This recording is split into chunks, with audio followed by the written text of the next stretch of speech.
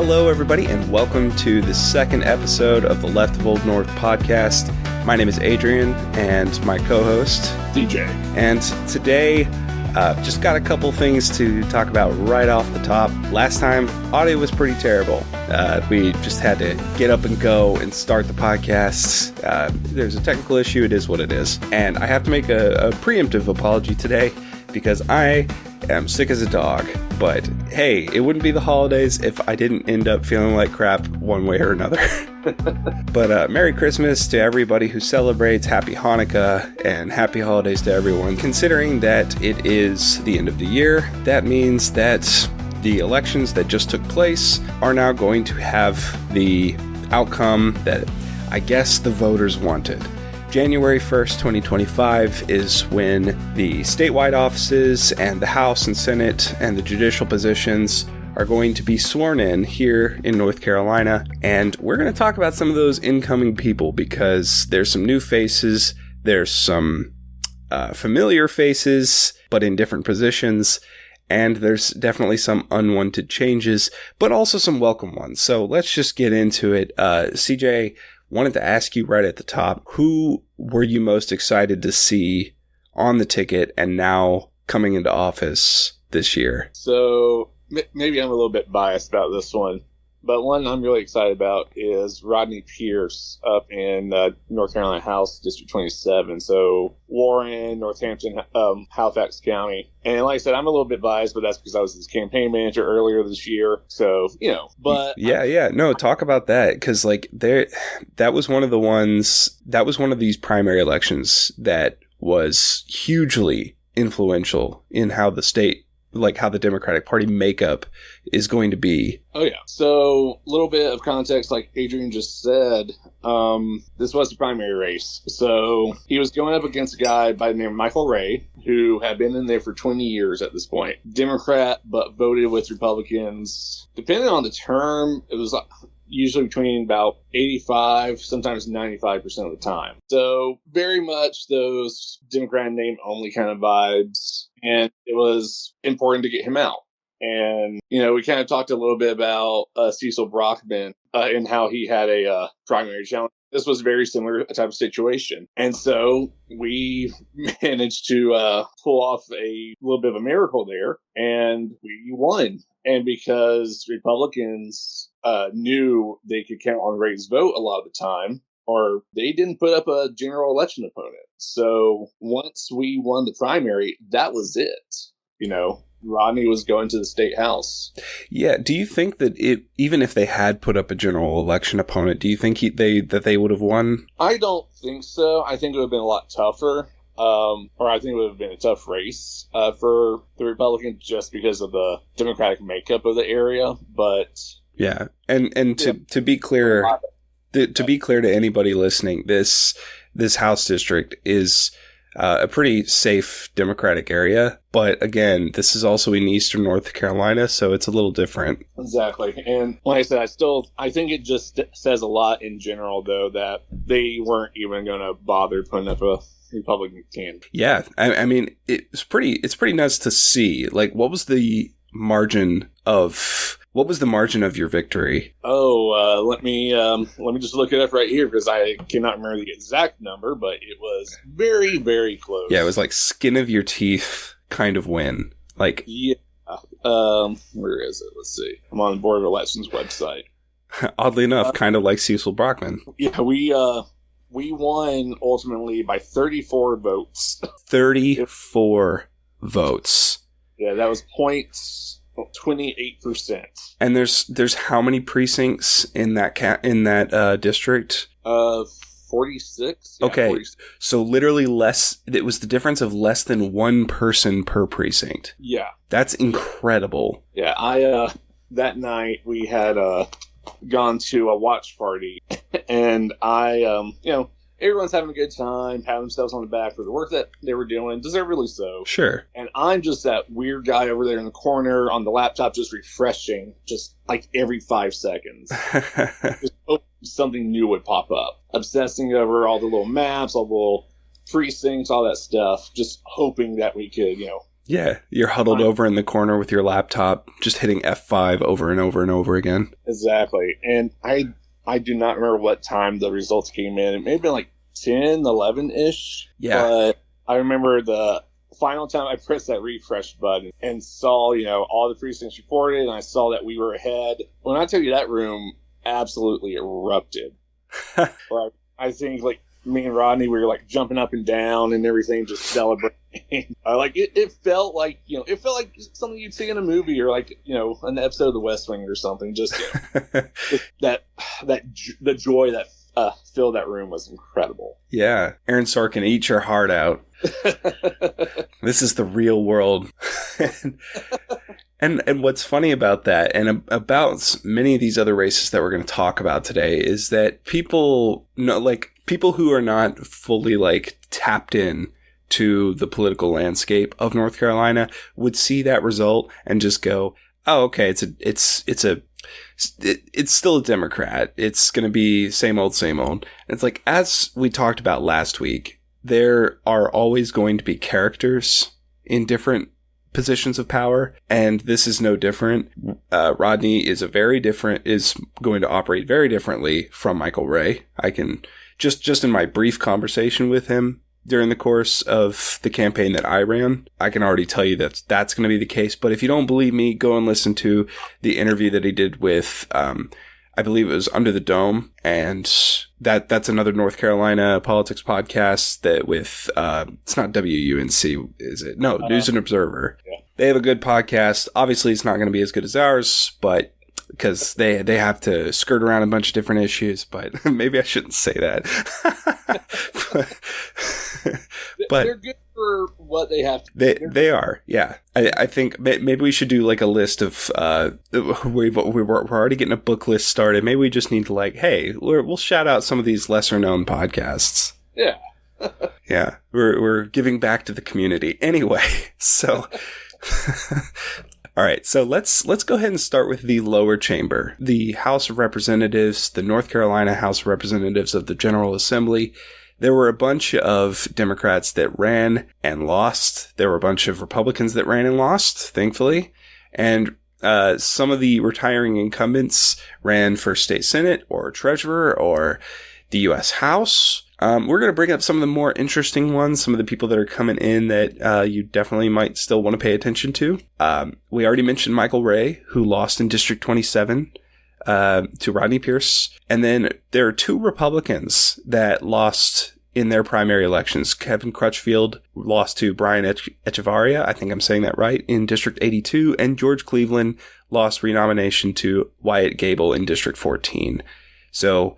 you're not going to see those names anymore. Probably won't see them ever again, but we'll give them 2 years to figure it out. And as for the retirees, there were a few, of course, that were running instead for like state treasurer, like Wesley Harris, who ran in District 103. Unfortunately, he did not win against Brad Briner. And in District 107, Kelly Alexander initially announced his retirement, but then ended up dying on September 6th earlier this year. And then Bobby Drakeford was nominated to succeed him. And this was a long-time progressive representative. Yeah.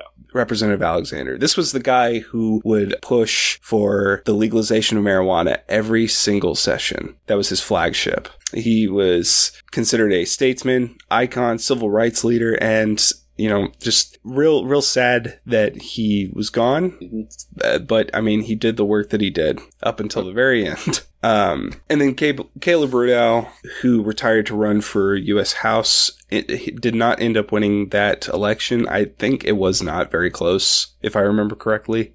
That sounds right. 6.8% to 43.2%. Okay, so it was not very close. And then one that we wanted to talk about, a certain retiree that is really just a retiree in name only. Tim Moore, quote unquote, retired from his seat in District 111. Tim Morgan, we mentioned him in the last episode. He was the Speaker of the House for the North Carolina House of Representatives. He retired to run for the U.S. House District 14. And if that number sounds familiar to you, it should, because that was originally TikTok superstar Jeff Jackson's House District. This was a little spit of land that Moore and the rest of the legislature cut Jeff Jackson out of. They sliced and diced it up very nicely so that it would be perfect for Tim Moore to run for it in the future. And while I cannot substantiate that he himself specifically managed and made that happen, it is awfully coincidental that little seat was just there waiting for him, and now he's going to the U.S. House. Yeah, no, it's rather convenient, let's say. It is convenient. It's almost like there was some kind of intervention there to make it happen. And of course, we know that there was a bit of a turnaround there, though, with Jeff Jackson. He was able to pick himself up by his bootstraps and run for Attorney General instead, and won against former U.S. House Representative Dan Bishop, who, if you remember his name, you should, because he was, I wouldn't say solely responsible, but highly influential in getting the bathroom ban bill passed here in the state. Yeah, yep. Regardless of the culture war stuff, this was a bill that caused a massive economic struggle in the state. So I will say, that was 2015? No, 2016. 2016, yeah. So that was right when I was starting to get involved with politics and starting to pay attention. And I remember just hearing so much about all these musicians and different people, different things that were refusing to come to North Carolina out of protest because of that bill. Someone did the math. Yeah, it was billions of dollars. It was an insane amount of money that was lost. And that's what I mean, that this caused, in the economic downstream, this was maybe not catastrophic, but it was a huge blow to North Carolina, not just on the national scale, but economically as well. Yeah. And let's see. So this is an article I'm seeing from March 27, 2017, right? Mm-hmm. We were projected to lose $4 billion. Wow. Because of that bill. $4 billion. Just to keep in mind that just this last year, the local government touted that we had a surplus of $1 billion, and that was a huge deal. Yeah. So times that by 4, and then subtract that from any kind of surplus that you would run in the government of North Carolina, and this is how devastating that is.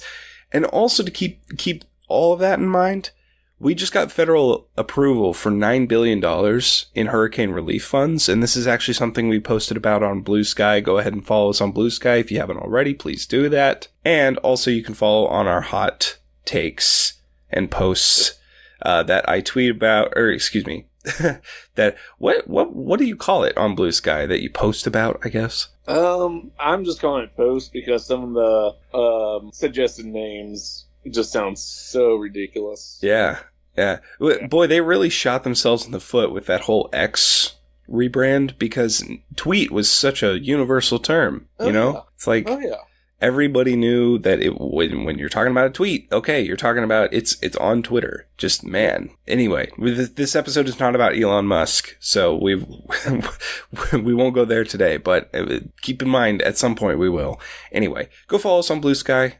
We posted about this, that SB 382 acquired $220 some odd million for hurricane relief, quote unquote, right? And then the federal government came behind and said that we're going to give $9 billion for Hurricane Helene relief funds. So it really a drop in the bucket compared to what the federal government was able to give us. And it almost seemed like they sold the government down the river for something that was not even close to the amount that was actually needed. Yeah, no, most definitely. We kind of talked about this a little bit last time, but I'll just kind of talk about this again for just a second. You know, Christmas just happened, so I was doing a bunch of traveling out in western North Carolina. And yeah, no, there's still devastation over there. And, Yeah. The help or so-called help we're getting from this state bill is absolutely ridiculous. It's an insult. It's an insult to the citizens as North Carolinians, and it's an insult to their intelligence as well. Yeah, help is a strong word. It's doing a lot of heavy lifting. Yeah. And it's disrespectful to them in general. Like I said last time, that area has been taken advantage of so many times by both parties, really. But, to see them be used as this excuse for passing something absolutely ridiculous is infuriating. Anyway, Yeah. Sorry. That's my little rant. No, you're good. So there's a couple of people that we're very sad to see go in the general election that just occurred this year. But there's also a couple people that we are very happy to see get ousted. One of those people that we're sad to see have to hang it up is Diamond Staten Williams out of District 73. That's in Cabarrus County. Yeah.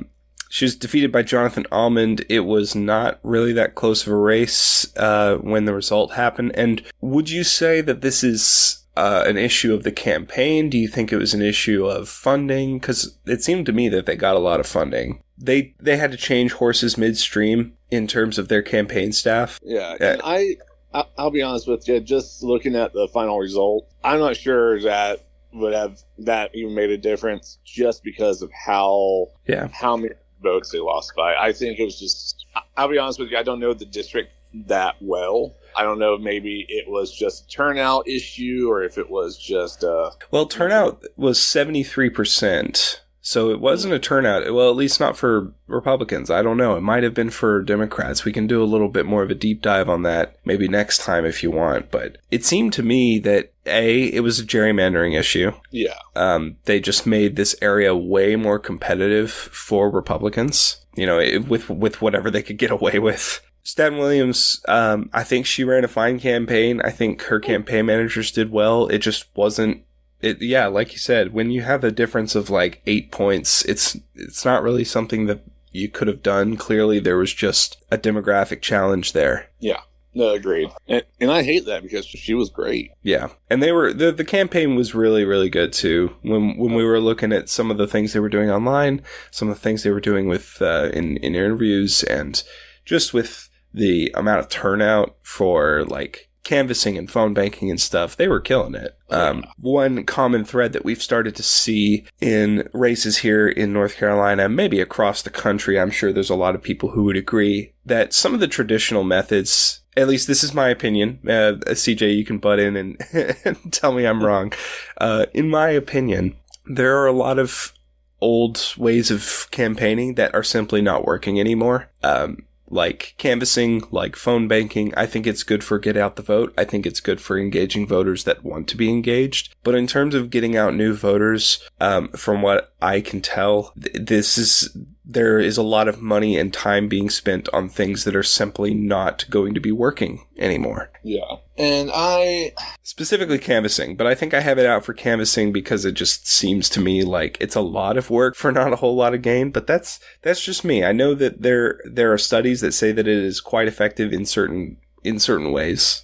Yeah. No, I mean, I think one of the big things is, or one thing is, I think there is a place for canvassing. I think there is a place for phone banking and all these kind of traditional methods. There is a place for phone banking, a place for canvassing, these traditional methods, as you phrased it. But I think they do also really need to be integrated with these newer approaches, with text banking, with, heavy social media use. Absolutely. A lot of people, or some, you might have some people who can't be reached through canvassing, through door knocking, because they just, they live out, in the middle of nowhere, essentially. So you need to fill in the gap with, either phone banking or fill it in with texting or something. I think there's all these things. You just have to learn how to integrate it, because your audience is changing on a yearly basis, really. You have older people, the older populace, the older electorate. Some of them are unfortunately literally dying off. True. And I know that sounds morbid. No, and I don't mean to laugh. It's just, it's very true. Yeah. And you need to be able to adapt to a younger electorate that's coming up. You got, millennials, you got Gen Z, and you'll have Gen Alpha here in the next 5-10-ish years, I think, is when the oldest Gen Alpha will be turning 18. Oh my gosh. I know, right? Yeah. But you're right. We're facing a generational reality where these new blocks of voters are aging up, and some of them are aging out, so to speak. Yeah. But I would say maybe not the state Democratic Party. I think they're doing okay. Like the North Carolina Democratic Party is doing really well at attracting newer, younger voters, because, like, not to say that Anderson Clayton is the end-all be-all in achieving that, but the very fact that we have somebody so young at the head of the party that's actually doing a really, really great job, I think that is inspiring for a lot of younger folks, and we've seen that on the ground too. Oh yeah, no, most definitely. And I've got to say, Anderson is fantastic. But at the national level, here's where we run into some problems, because we have. I mean, it was big. It was a big story this week about the oversight committee being given to Jerry Connolly, who's a 74-year-old cancer patient. These are the kinds of problems that are going to trickle down. Yeah. And that people are going to see, when they associate the term Democrat or Democratic Party, this is the kind of thing that is going to trickle down and say to them, they don't actually care about young people. And you can bet that the right is harnessing and utilizing those talking points right this second, even if we're not seeing it. Oh yeah. No, everybody's talking too much about how we need the next Joe Rogan or the next two white guys on a podcast, and not necessarily talking about how legislatively we need to be doing more to bring new voices into the fold, especially the ones on the left wing. Yeah. And someone like, AOC, who has such a high profile, such a well-known name, brand, so to say, like, to have her not be in some position of power within the party or within Congress, let's say, I think is a huge loss. Huge misstep. I think it's a giant fumble that did not need to happen, that could have been avoided. Because here's the thing, like, the torch is going to have to be passed eventually, pass the torch while you still have a group of people to lead. Yeah, but the last time that was said on a national stage was in 2020, when Eric Swalwell basically pleaded with then former Vice President Biden to pass the torch on to the younger generation, and then he went on to win the general election. Yep. Not just the primary, but like the mandate for new leadership doesn't seem to be resonating with the older Democratic Party, and it needs to. Yeah. Because, as much as we will not side with people on the right, they are harnessing that. Oh, no, and we got to get on that. Yeah, no, they're good at that. I mean, say what you will about Republicans, about, their beliefs, their tactics, their methodology, and all that stuff. They're not stupid. Right. There's a ruthlessness to it for sure. Yeah. As well. They are very good at what they do. And I think it's important to recognize that. Yeah. Doesn't mean we're, condoning it or anything like that. But it's important to, recognize that they're good at this, and that, they know how to adapt. They know how to play the long game. And we've been, behind for years at this point, decades, really, if you want to start talking about stuff like Southern Strategy and Nixon and Reagan and all that. Well, the 30, 40, 50-year plan to get rid of Roe v. Wade, that was put into place when the decision came down. This is not new stuff. This is not a new track. Like, we talk about, on the left, people tend to talk at great length about like PragerU and stuff like that. And while it may seem stupid and ridiculous to us, on the right end of the spectrum, there is a torch that is being passed. Yeah. It is being passed. Like, yes, Trump is old. We get that he's old. That argument works for them. It's not going to work for us. Right. They don't care. So we need to find the flank, right?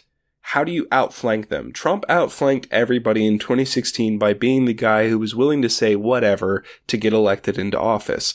What started out as a joke ended up becoming a winning presidential race. Yeah.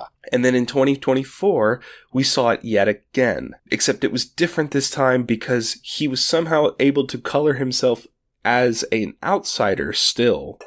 just somebody who was not, not part of the establishment, even though he is the establishment at this point. What Democrats need to stop doing is catering to the establishment. We see this time and time and time again. We rolled out Bill Clinton in the middle of Kamala's campaign. He went out there to talk to Jewish audiences in Michigan. But the problem was that in Michigan, there was a huge Muslim majority population that was boycotting the Democratic Party. You needed somebody to go out there to talk to them. But instead, they catered not to the issue, not to the demographic, but to the establishment, to the guy whose turn it was. It's Bill Clinton. It's Bill Clinton. And I get, there's some adoration for Bill Clinton. I'm not trying to say that it's not undue, but in the interest of trying to subvert what the entire argument of the right is that,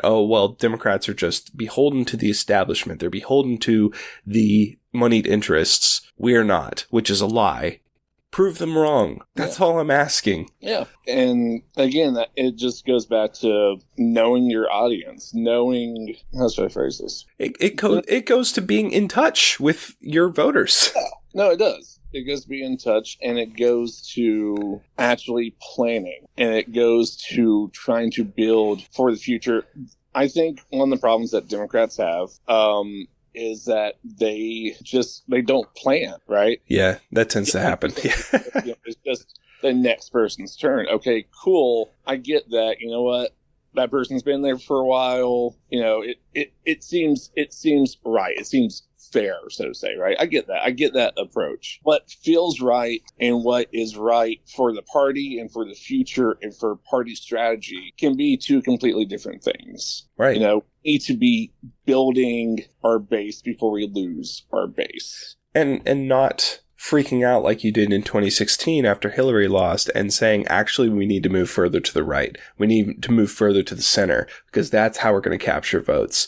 And this is something that I've talked about before, and why that's not going to work is you are co-signing what the right has been saying all along. If you abandon the causes from the left and say, okay, those aren't going to work electorally anymore, those aren't going to work for us, we're going to have to move to the right, you're basically signaling to everybody else, oh, sorry about that, we lied, and the Republicans were right all along, actually. Yeah. So now when people go to the ballot box, they're going to say, well, A, Democrats are hypocrites, and B, Republicans were right all along. So I'm just going to vote for the Republican, because at least they're going to be straight with me. I might not like everything they do, but at least they're going to be, which, again, can't stress this enough, they're not being straight with you. They're lying through their teeth to your face. This is not me saying, oh, but Republicans are truthful. No, they're just liars, and they will continue to lie. But they know how to sell their lies in a way that is palatable and acceptable by people. Yeah, there's a tent of fear behind every sheet of policy. Yeah, it doesn't continue to get voters because it's good policy. It continues to get voters because they up the ante every time. Right. We have people asking questions about illegal immigration in states like North Carolina, where it's not even close to the same amount of an issue as it is on the border states. Right. Why is anybody even really talking about this? What we should be talking about is education and healthcare and all of the things that this state is behind on, which we should be way ahead of everybody else on. Exactly. And yet, Republicans bring this type of stuff up. They bring up this culture war stuff. They bring up this fear of the other. They stoke that fear because they know that if they were to talk about their policy, they would be booed and laughed out of town. Because a lot of their policies are actually really unpopular. Yeah. So they run on them. Just disregarded as unmanageable. Like from a purely policy perspective, from even just a reality perspective, a lot of the things that they talk about, once you get down to the nitty gritty, it's not good for everybody. It's good for a select few. Right. This is the same here in this state as it is at the federal level. People keep talking about tariffs and they're starting to figure out what tariffs actually do, we're going to be in a heap ton of trouble come the next few years. I hope I'm wrong. I really do. Like, I don't want to be right in this instance. We get somebody reelected like Steve Troxler, who is almost single-handedly responsible for the most amount of land sold to foreign investors that was originally agricultural land, and now, instead of being one of the number one states on the eastern seaboard that has an actual agricultural economy, North Carolina is falling behind again. Yeah. We used to be, there was a point in time in which we could have been the state that grew tobacco, that grew cotton, that grew corn, that grew, heck, even marijuana. There was a point in time where we could have been the number one hemp supplier in the, well, maybe not the world, but in the United States. And we missed the boat on that because of people like Steve Troxler, who just won re-election, by the way.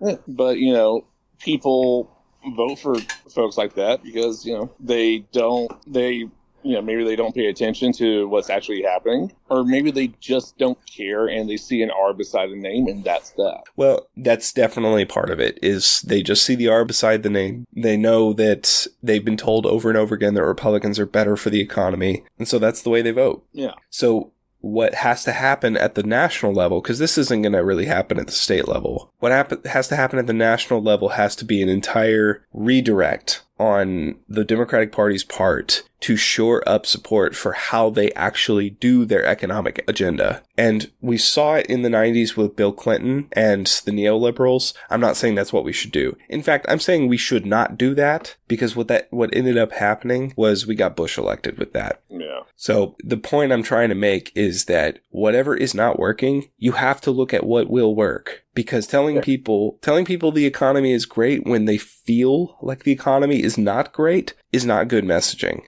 It's bad messaging, actually. And that's why people say that Democrats are so bad at messaging, because you're telling me I'm getting a steak sandwich, or you're telling me that I'm getting a steak, but to me, it just looks like a slab of beef that hasn't been cooked quite right to me. I don't want it like this. Yeah. You got to sell me on it, man. You really do. Yeah. You've got to think about the perception versus the reality, or the reality versus the perception. Right. Unemployment numbers during the election were actually pretty good, right? Yeah. But prices weren't half bad, especially compared to how they were, during Trump's term, and they got better. Right. But still, that doesn't matter, because people still perceived that things were expensive. And not to mention the fact that it's like they just figured out that inflation happened for the first time. Yeah. And I don't think there was enough messaging, or I guess relatable messaging, on stuff like inflation, or on the fact that a lot of these prices were at least partly due to the fact that, companies want to make as much money as possible, and so they raise the prices on a bunch of stuff for no good reason. Well, and when we talk about like price gouging and stuff, this is exactly what we mean. On top of that, we talk about unions too. They're not paying people enough. But the right has successfully pushed this message into the political landscape that if prices go up, then they need to just come down. Not to mention that just lowering prices would lead to deflation, and that would actually be really, really bad for the economy. Mm-hmm. But then when we talk about raising wages for people, all of a sudden, no, we can't do that, because then prices will go up because people would get paid more. Okay, so you keep everybody at a just enough of a wage that they can live, and then that's good enough for Republicans. Yeah. That's fine. Just ignoring the fact that we have an entire apparatus devoted to making sure that the working class to not have adequate unionization and to not have adequate representation in our government. Yeah. We've got lobbyists for everything now. But when it comes to the representatives that are supposed to pass laws protecting workers' rights, who knows who's bought and sold? Even when you're going to the ballot box, the average voter does not know what people have, who has actually been paid what, and by what by what PACs do what. Who cares? I got to go to work in the morning, Right. I'll vote for a Republican because at least they're telling me it's straight. Right. That's what they think. Yeah. And you know what? I can't blame them. I really can't. Like I said last episode, I think, everyone's busy with their lives. Yeah. They're concerned about putting food on the table. They're concerned about keeping the lights on. They don't necessarily have time to, like I said, research like soil and water commissioner or dog catcher or whatever. They don't have time for that. And so we need to, as a party, as Democrats, need to get better about our messaging so that they don't have to go take that time and do the research. Yeah. And not just the Democratic Party, but people need to have conversations in the vein of, hey, don't you think it'd be better to be paid more? Yeah. Don't you think it'd be better to have a living wage? Don't you think it'd be better to not let these companies charge whatever they want, regardless? Like, dude, a CEO literally went to prison because they were charging exorbitant amounts for a cancer drug. Oh, yeah. Martin Shkreli. Yeah, God. Dude's an absolute demon. We get CEOs that are that get popped off in the street because at this point there is a powder keg and it keeps sparking. There's a spark that keeps almost hitting the powder keg. There are so many people that are so destitute and just hanging on the edge of society. And then they hear people say, they hear Trump say, we're going to make your groceries cheaper. Arguably, that is a better message than what Kamala and her team started saying. At first, she was saying that we're going to stop price gouging. And then they started trying to step away from that because they thought it sounded too socialist. Yeah. People started comparing it to price control and that price control is communist and you can't do that. No, you just stay on that. Yeah. They should have just kept going because Trump Trump was never pressed on how he was actually going to keep groceries down. And we just saw it in the last couple of weeks that when he was interviewed, he doesn't actually have a plan to keep to bring grocery prices down. He didn't even know they were called groceries. God, that whole thing. This is the insanity that just continues to permeate the American electorate. We have people who have no idea how these things work that will spout off on TikTok Live and say that Trump's just going to make everything better, but they don't understand how. Yeah. And we can't get mad at them for not understanding because they just don't. Yeah. They've been fed a lie. Yeah. And once you get fed a lie so many times to you, it is reality.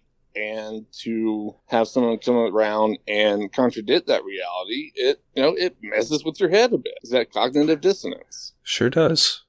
Especially when you realize that what you should be doing means voting against what you have been voting for a while now. Yeah. And I think it's interesting, for a lot of people, whether they consider themselves, political or not, their views are a lot of times based off of, their personal beliefs, not just like spiritual, religious, but just, their values. And so for them, or for a lot of people, whenever you start to attack or I say attack, they perceive it as attack. Whenever you start to question or try to push back or, even sometimes just ask them about their, political beliefs or their values or whatever, and then introduce information that, might challenge it, they take it as an attack because to them, it's not necessarily that you're attacking politics or you're attacking a belief. You're attacking them personally because it's so internalized. Yeah. What I completely agree. I think that people are, especially on the right, whether they feel like that or not, that they are very triggered about the way that they are supposed to feel about things. People on the left can be, for sure. There are a lot of people that I'm sure that you would agree tend to be very combative and non-cooperative on things. They don't really like to work well with others because working with others means they have to sacrifice some of the more stalwart positions that they hold on certain things, and they don't want to give that up. The left is very fractured in a lot of places, but the right is also. They just don't realize it most of the time. Yeah. What you can do, this is for anybody out there who is listening that is thinking about talking to their relatives or their friends that may be more on the right end of the spectrum, or people that may have voted for Trump who just don't know anything, or people who are not involved in politics. They don't want it. They don't want to be involved in it in any way. Two things that you have to do. You have to relate everything back to real life. You have to show the actual ramifications of elections and the policies that are put in place by politicians that do actually affect your everyday life. And you can't just say, oh, well, local elections matter more. No, they've probably heard that 100 times, but you have to show them. You have to have tangible evidence as to what has happened. Right. That is one of the only things that has worked for me personally. Yeah. Like, I think it'll be interesting here in, let's say, a year and a half as we're heading into midterm. I want to see, campaigns. I want to see, people running for Congress doing comparisons of, say, the price of eggs, at that point versus, a year and a half before, 2 years before, 3 years before, or whatever. Or the price of, imported goods. Sure. These, like, tangible things. Right. Yeah. I want to see messaging. I want to see that stuff presented so people can actually see, oh, okay, this actually does make a difference. Holding their feet to the fire and saying, this is what you voted for. And it's not FAFO. It's just you clearly did not understand what the ramifications were going to be. Here it is, right here in front of you. This is what you voted for. People say already that SB 382 was a good thing because it's going to help North Carolinians in Western North Carolina. And we both know that's not the case. Governor Cooper knows that that's not the case. That's why they're suing. Yep. Governor Cooper and incoming Governor Josh Stein have actually filed a second lawsuit. I don't know if you saw this, that is battling the changes that they've made to the boards of elections, which this sounds so boring. Right? If you know nothing about politics, who cares? This is like your local board of elections, whatever. It's just a bunch of stuffy suits that sit in a room and like pour over pieces of paper and say yes or no, right? No, this is incredibly important. This is actually mind-bogglingly, like, you think that changing the position of the governor or the attorney general and what they're allowed to do is a big power grab? This is even bigger. This is at the local level. Yeah. That they're trying to change the government so that they can modify how we actually conduct our elections, and they can pick and choose who can be part of it. So the lawsuit takes issue with the restructuring of the election boards. This is from PortCityDaily.com, but I mean, this is from a bunch of different, this is Wilmington NC local newspaper. The governor and governor-elect's recent lawsuit takes issue with the restructuring of election boards. It calls the bill's provisions, passed only a week after a new Democratic governor was elected, a blatant misuse of power to curtail the incoming top state leader's authority. So we already know that SB 382 transfers appointment from the State Board of Elections from the governor to the state auditor, incoming Republican Dave Bolliak, who's taking over who will take over appointing the board May 1st of next year, which means he gets to appoint 100 board chairs in all counties. Who do you think he's going to pick? Exactly, loyalists. Loyalists, Republicans, people who, regardless of how your county voted in 2024, will probably not be well represented in for your county. Right. And so think about what that ends up meaning. You got provisional ballots, let's say, of people. What's to stop these, local boards from now being like, well, we're loyalists, so any Democrat ballot, no, it shouldn't be accepted. But hey, this Republican ballot that has the exact same problems as this Democrat one, let one go through. Yeah. And I'm not saying there shouldn't be any type of what am I trying to say? there needs to be bipartisanship on these boards, Sure. And I already know what people are going to say. Well, the ability to place the ability to appoint board chairs was originally the governor's decision, which I would counter with what does the state auditor, what kind of experience or expertise does a state auditor have to make these decisions? Right. This is a guy who is an accountant. Yeah. What does this have to do with election board appointments? Yeah. Across all 100 counties of North Carolina? This would make this, and if you think that that's weird, this would make North Carolina the only state nationwide that allows its elections administration to be overseen by the state auditor. Yep. That's insane. It doesn't make sense at all. He's not vested with the same authority under the Constitution like the governor is either. The state auditor is is a statewide elected office, but it doesn't have the same oversight. The governor has to appoint state boards of the chairs of the board of elections. Yeah. And then that oversight can be dealt with by the other two branches, right? But the state auditor isn't beholden to that. He's part of the council of state. The only qualification that he has for being able to do this is being a Republican. Yeah. Guaranteed, if he had not won, they would not be vesting interest. They would not be vesting authority of the state board of elections in the state auditor, which would have been Jessica Holmes. Yeah. It's absolutely obscene. No, it is. And it's a slap in the face to our democratic system. And it's so blatant is what gets me. Like, it is so obvious what they were trying to do. And it is just the absolute lack of shame. Yeah. It's blatant and it's not new. They tried this in 2016 when Governor Cooper ousted Pat McCrory. So they tried to pass SB 4, which was an attempt to strip the governor of the State Board of Elections appointment power and increase board member makeup. But the courts ruled that it violated the NC State Constitution. Yeah. Right? And you might be saying, oh, okay, well, that's good because then that means that they're probably going to strike it down again because it's unconstitutional. Why did you laugh there, CJ?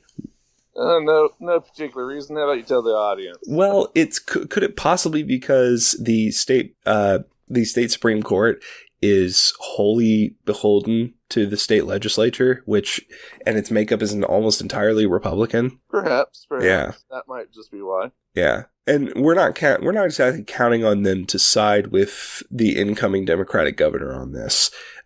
Even if they do, okay, let's say that cooler heads prevail, they get their heads out of their proverbial asses and they decide, you know what, the law is important and we need to uphold it. This is obviously a power grab and should not be handled by the State Board of Elections, should not be handled by the state auditor, a glorified accountant. Okay.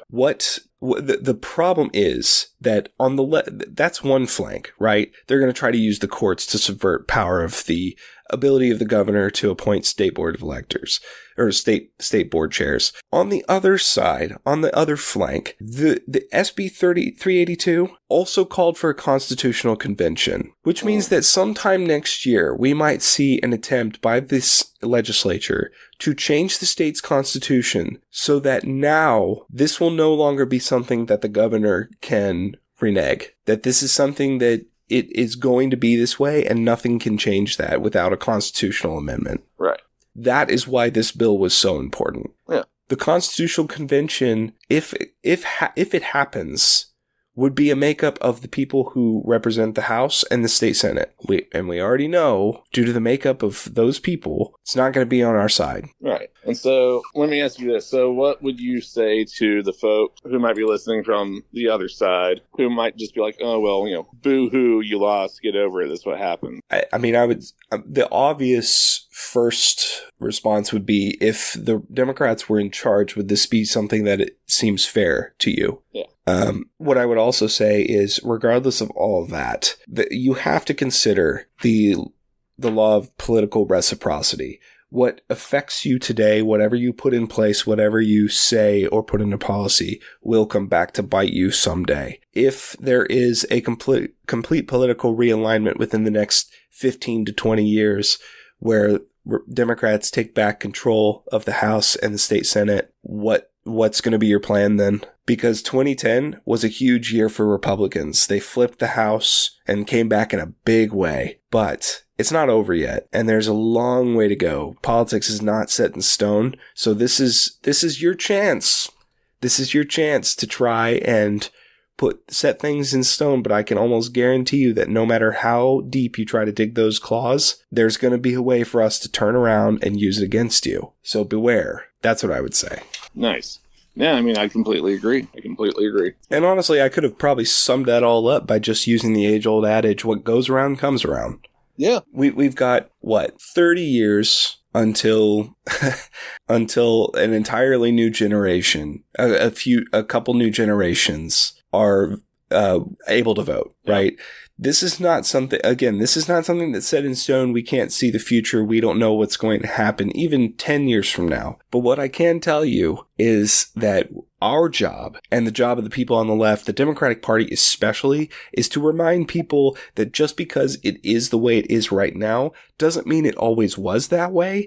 And anything that happens in the future needs to be fought against. Yeah. These lawsuits, these changes that they're making to the State Board of Elections cannot be normalized. This is not normal. Yeah. And Democrats cannot acquiesce to the norms as they are so wont to do, because if they do, then it's going to be an issue of, well, yeah, we could do that, but that's just not the way things work. What we need to be asking ourselves and each other is not why not, but how. Right. We need to show that we are willing to and can put up a fight. Yes, absolutely. What was it we were talking about last week in Timothy Snyder's book? Do not obey in advance. Yes. Do not obey in advance. And so his second lesson, and Timothy Snyder's second lesson is defend institutions. Mm-hmm. And the only problem that I have with that is that if the institution is something that is irrespective of the will of the people, is irrespective of the reality that people are living in this state, you have to fight it. Yeah, it is a resistance. There are invaluable ideas that keep getting shuttered in the dark because the norms of the state go against what it is. Yeah, we can't acquiesce to totalitarianism, especially not within a one-party structure or a two-party structure, because it will become a one-party structure if they're allowed to legislate one party out of existence. That's exactly what they're trying to do here in North Carolina. There are a couple of interesting numbers here. So in the North Carolina Senate election, the state Senate election, last election, the Republicans had 30 seats. This year they have 30 seats. And in last election they had 20. Or the Democrats had 20, and this election they have 20. One thing that changed was there was a 9-point swing for Democrats. 9% from 2022. And what that says to me is two things. A, that 2022 was we already knew this, but that 2022 was a massive problem for Democrats. People just did not turn up. Yeah. What it also says to me is that when you look at this 47.98% versus 50.17% Republicans and Democrats respectively. This is a purple state or a polka dot state, however you want to frame it. But the way that the lines are drawn, this legislature is gerrymandered to hell. Yeah, no, without a doubt it is. This is not new. This is not a new thing that I'm pointing out. This is not some revelation. These are things that have been fought about in the courts and in the campaigns for years now. It's going to continue to take time, and you can't give up. You have to keep fighting it. You have to keep asking yourself, how long are we going to take it before we have to turn this thing around? Yeah.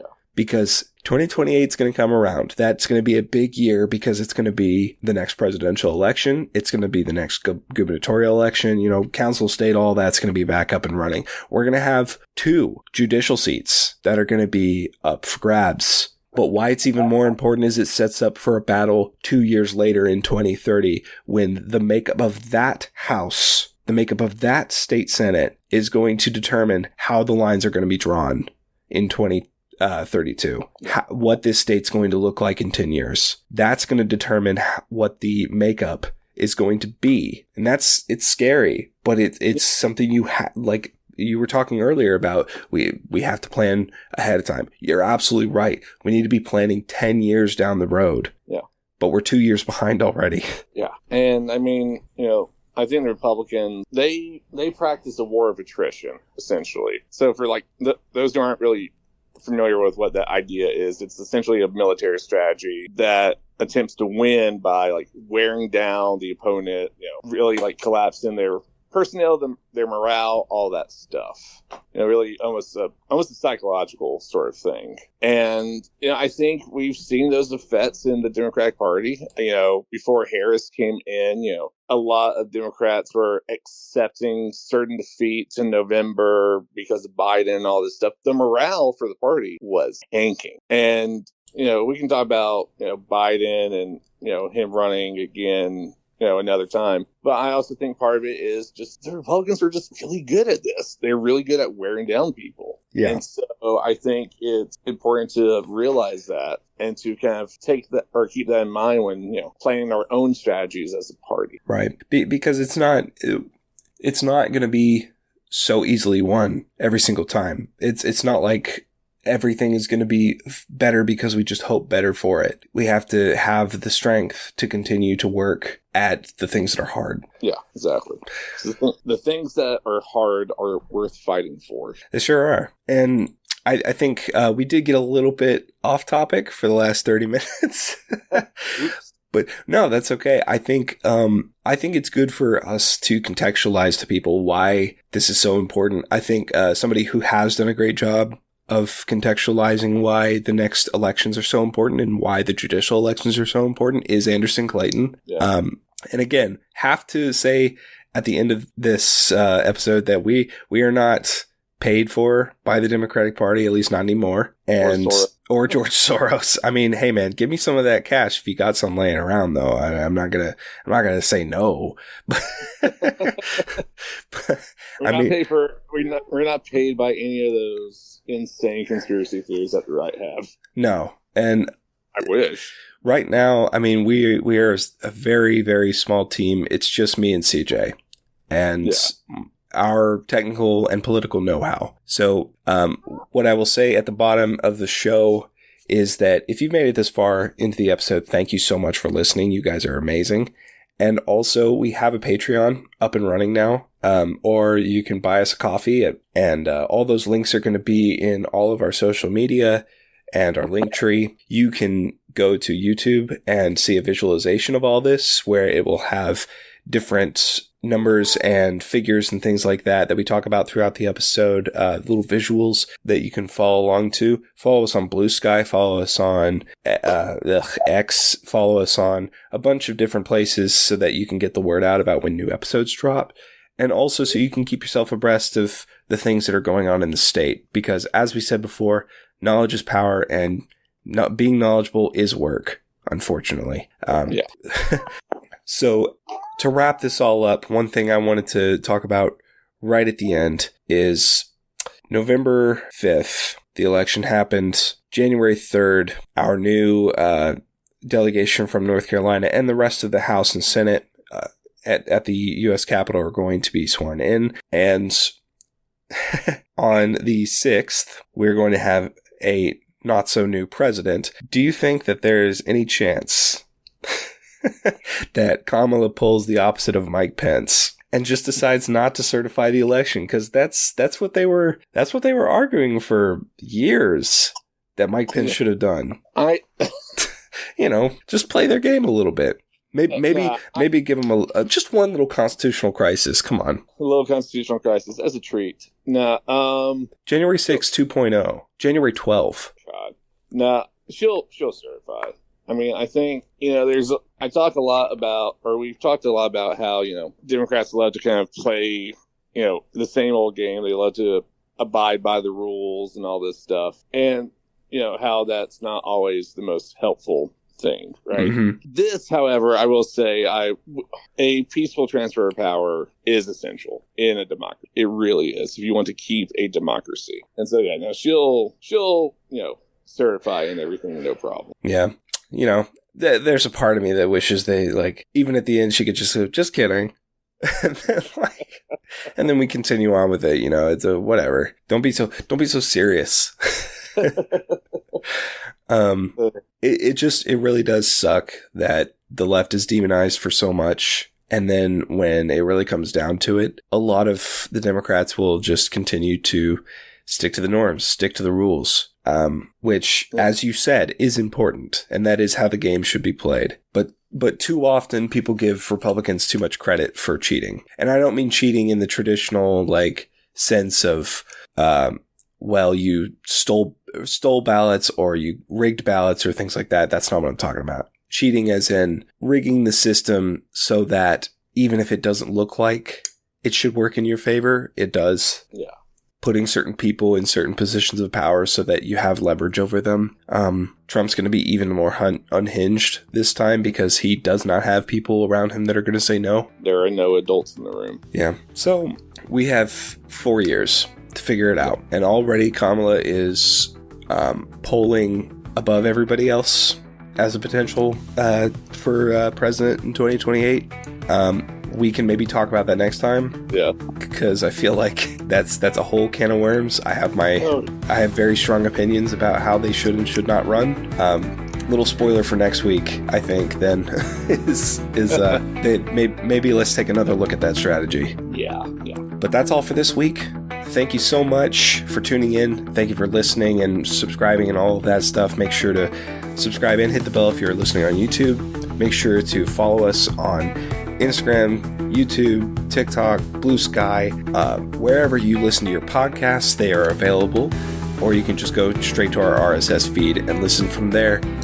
Regardless, thanks for listening. Let's stick through this. We got this, and keep hanging on with us on the left of Old North. Happy New Year's, everyone. Happy New Year's. Your holiday. Yeah, Happy New Year's.